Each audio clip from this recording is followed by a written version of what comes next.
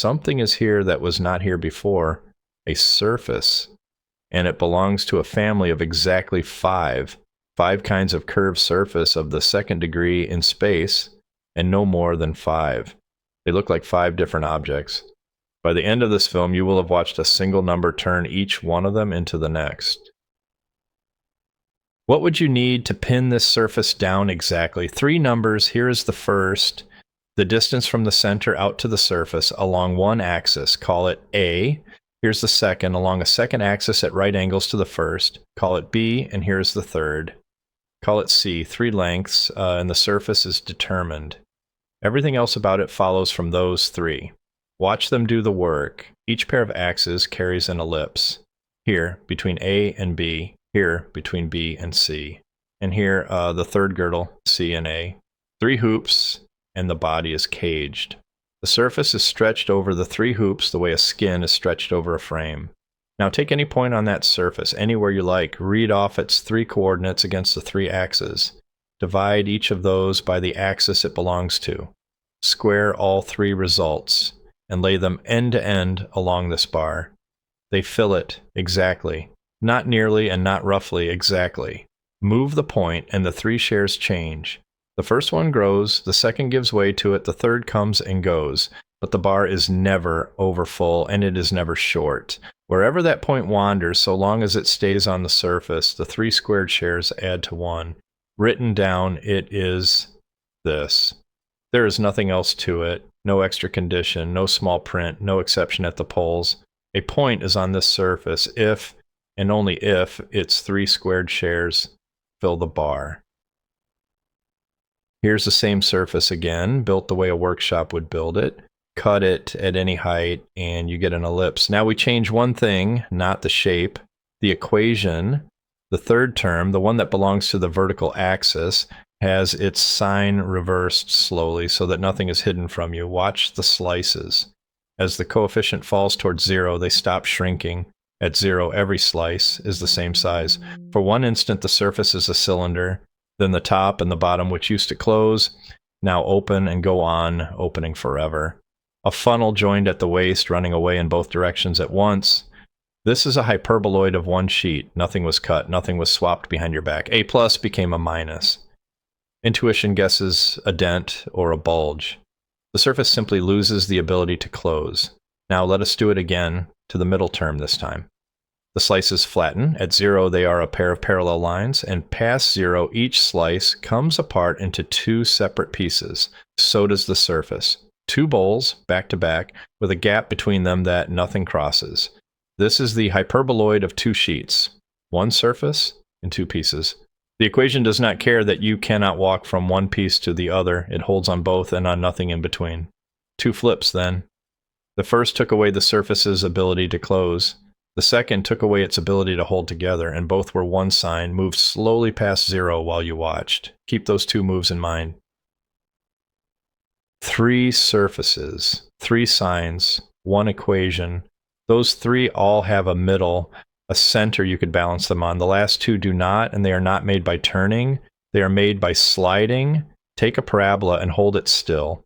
That one is the rail. Take a second parabola and carry it along the rail without ever turning it as it goes. An elliptic paraboloid. A bowl with no rim, open forever upward. Watch the traveler. Every position it passes through is a section of the surface it sweeps out. Now do exactly the same thing with 1 change. Turn the traveling parabola over so that it opens downward while the rail still opens up. The same sliding, the same 2 curves, and no other difference. And what it leaves behind is not a bowl. It rises in one direction and it falls in the other, a saddle, a hyperbolic paraboloid. Every level slice of it is a hyperbola. Every upright slice is a parabola. It is named for both of its parents. Hold both of those in view. We will need the pair of them. That is the list. The ellipsoid. The hyperboloids, 1 sheet and 2. The elliptic paraboloid and the hyperbolic. 5 and no more. Every surface of the second degree is one of these, in some units, from some angle, apparently. Now, the middle one. It is curved. Every wire on it bends. Take a straight rod. Not a bent one, not a nearly straight one. a rod checked against a straight edge, lay it against the surface like this. Now look at what it touches, not one point, not two. Mark a point on the rod and it is on the surface. Mark another further along on the surface, every point along its whole length, and this is no near miss. Put the rod's description into the equation of the surface and it comes out true, identically for every value along it. The rod is not resting on the surface, it is inside it, and it is not alone. Turn a little, and here's another one, and another. Each one placed the same way, touch, settle, and it lies down along its whole length. Lay them all down, and something remarkable happens. You no longer need the curved net underneath. Take it away. What is left is a curved surface built out of nothing but straight lines, and the family sweeps all of it, no point missed.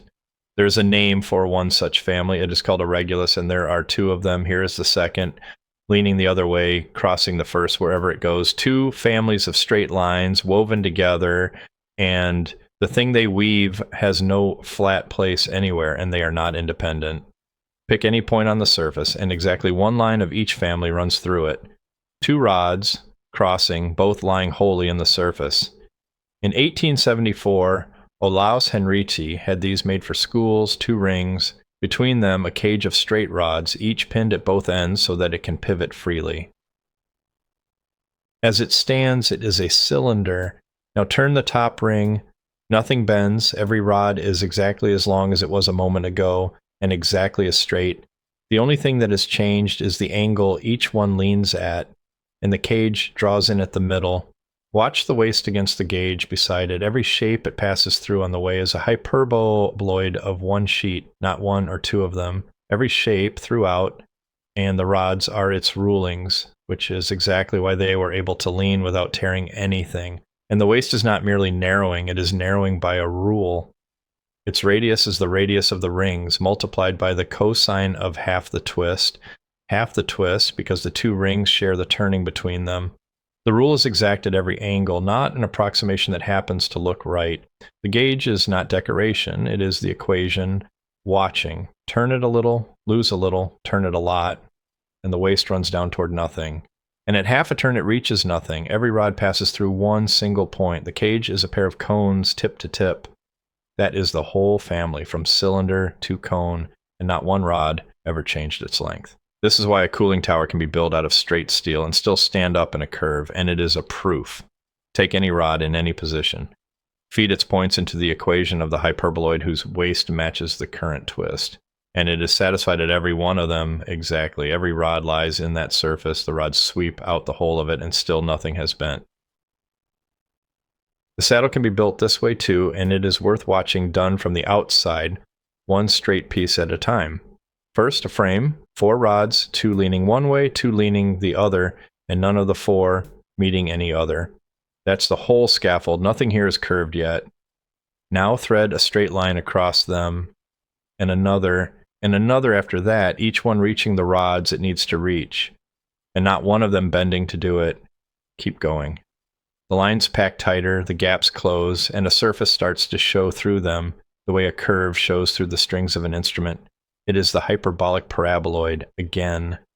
We arrived at it before by sliding one parabola along another.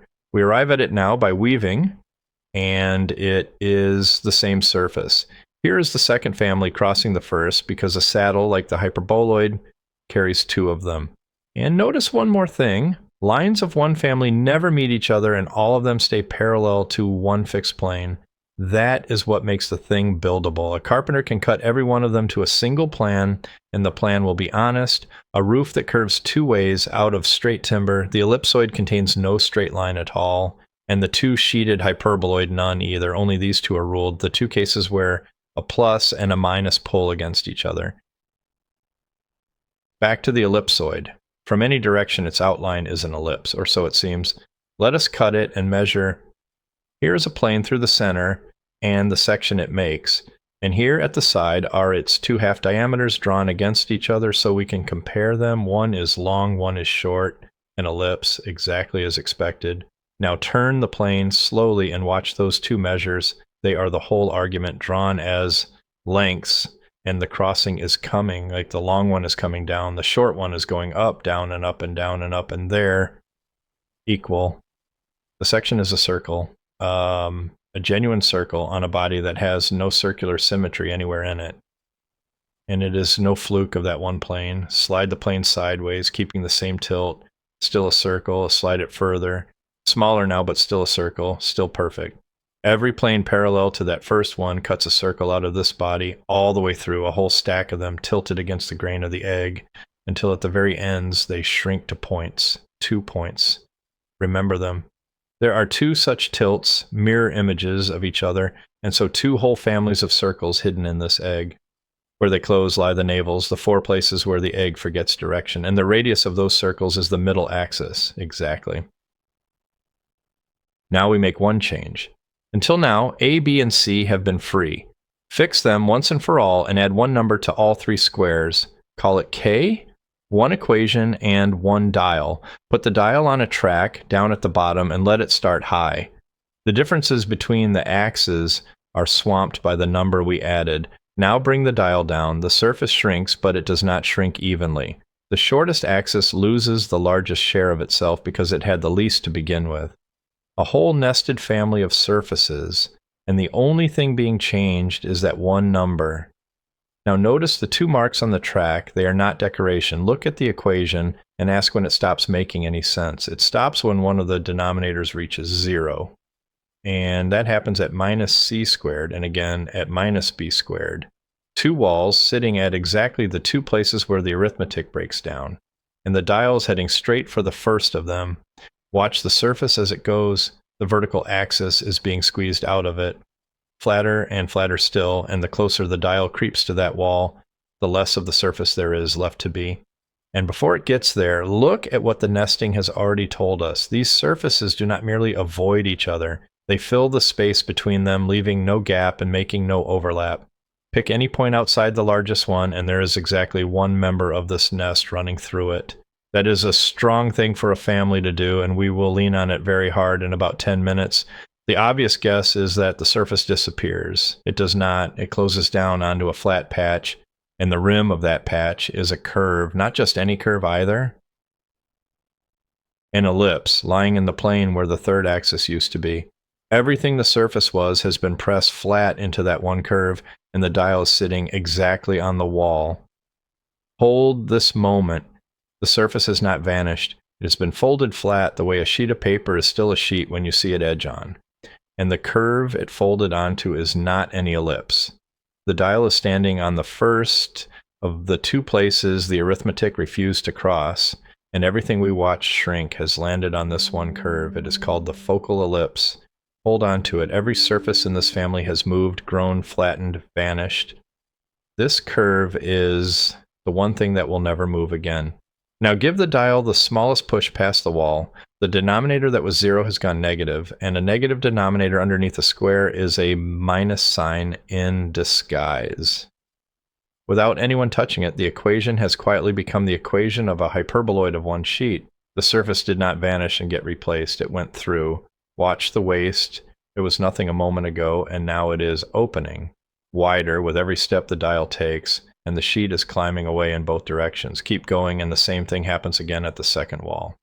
Another axis is squeezed out in another plane.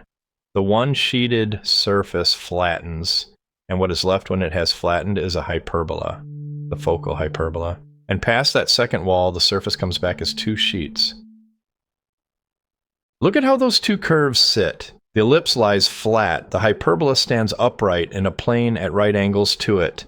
They pass through one another without touching, like 2 links of a chain. Neither one ever moves. They are the fixed skeleton, and the whole family is fleshed out around them. And each of them is an ordinary plane conic, exactly the kind this film began with. Now the whole journey, once from the top without stopping anywhere. The dial starts high, ellipsoids, close, nested, drawing inward. The first wall, flat through the focal ellipse and out the far side as one sheet, opening, growing, the waist widening as the dial falls, the sheet reaching further with every moment. The second wall, flat again, through the focal hyperbola and out into 2 sheets, which push apart as the dial keeps going and go on pushing until they have left the picture. Everything you have just watched was one equation and one number falling. Now once more faster, and this time stop watching the shapes. Watch the number instead. There is no cutting, no substitution, no moment at which one surface is taken away and another put in its place. There is one surface doing one continuous thing, and the order cannot be shuffled. Ellipsoids first, then one sheet, then two always, because the walls sit where the denominators die, and they die in the order of the axes. The longest is the last to go, which is why the two sheets open along it. The 5 types were never 5 things. 3 of them are one thing at 3 settings of one number, places along a single road surveyed in the wrong order. Take the surfaces away, all of them. This is what is left behind. An ellipse in one plane, a hyperbola in another at right angles to it. The vertices of the one are the falci of the other crosswise. Now bring the surfaces back, one from each band, all 3 at once. From the outer band, an ellipsoid. From the middle band, a one-sheeted hyperboloid open through the ellipse. From the far band, 2 sheets threaded on the hyperbola. The ellipsoid closes around the ellipse. The one sheet collars it. The 2 sheets cup the branches of the hyperbola. 3 surfaces that look nothing like one another, and all 3 are hung on the same 2 curves. That is what the word means, confocal. Nothing about either curve depends on the dial. They were left standing at the 2 walls, and the walls were fixed by A and B and C alone before the dial was ever invented. And that is why this family has exactly 2 walls, not 3, not 1. 2 focal conics, and each is a place the family passes through on its way, sharing a focus. Not 2 points, as an ellipse and a hyperbola share them on paper, but 2 entire curves, curves for foci. That is what space adds.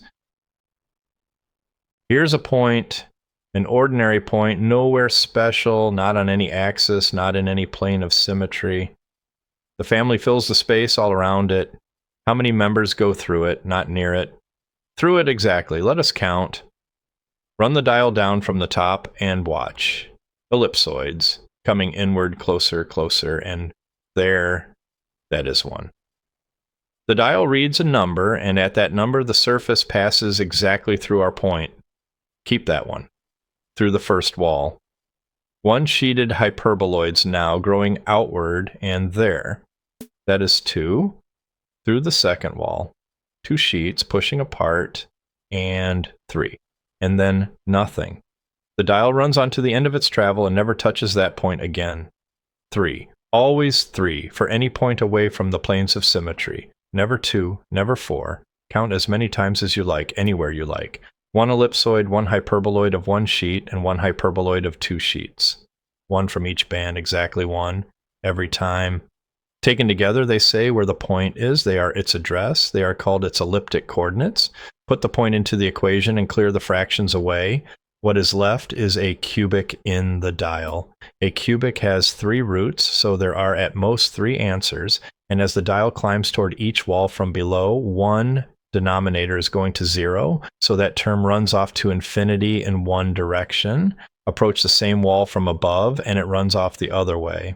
A continuous quantity that goes from minus infinity to plus infinity between one wall and the next has to cross 0 somewhere in between.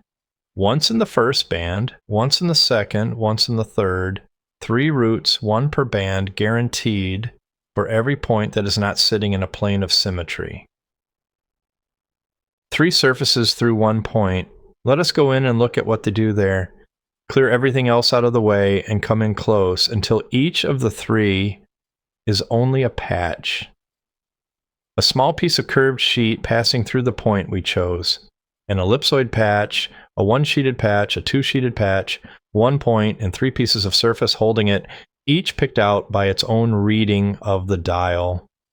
The question is what they do to each other at the crossing. Now, out of each patch, the one direction that sticks straight out of it, it's normal. 3 surfaces in 3 directions. Take the first 2 of them and measure the angle between. A right angle, the second and the third. A right angle, the first and the third. A right angle. All 3 pairs square now. And not by luck, and not only here.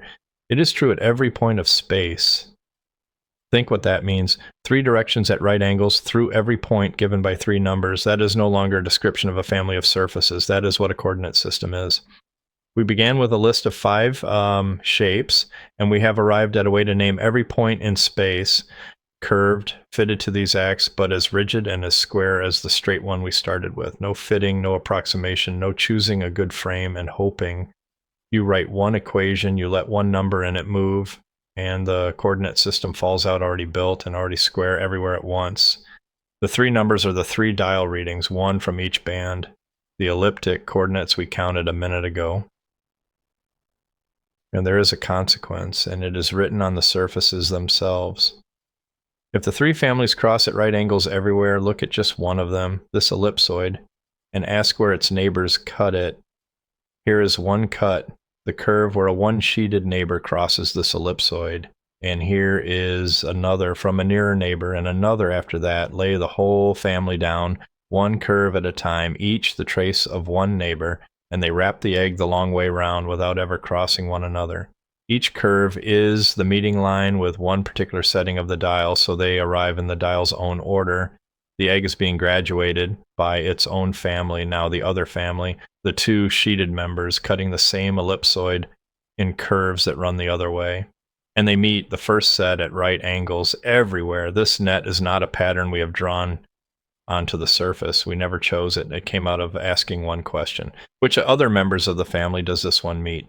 These curves are the lines of curvature, the directions in which the surface bends the most and the least. Its grain, the way a plank of timber has a grain. Follow the net toward these 4 points and it loses its bearings. The two directions become one. The curves close up into circles, and the surface, exactly there, has no preferred way to bend, the navels. The same 4 points the circles found. Here are the two curves we were left with at the walls, the focal ellipse and the focal hyperbola.